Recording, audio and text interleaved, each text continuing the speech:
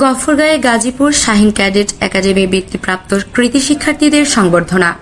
ময়মনসিংহের গফরগাঁও শাখা গাজীপুর শাহীন ক্যাডেট একাডেমির বার্ষিক ক্রীড়া পুরস্কার ও বৃত্তিপ্রাপ্ত কৃতি শিক্ষার্থীদের সংবর্ধনা অনুষ্ঠিত হয়।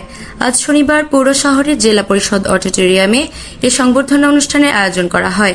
মতিউর রহমান মতি, ময়মনসিংহ জেলা প্রতিনিধির রিপোর্ট।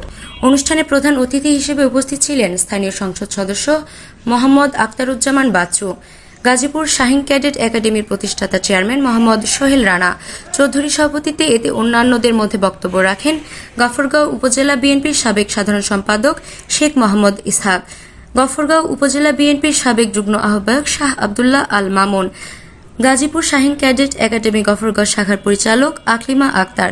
অনুষ্ঠান শেষে বৃত্তিপ্রাপ্ত কৃতি শিক্ষার্থীদের মাঝে ক্রেস্ট ও সনদ বিতরণ।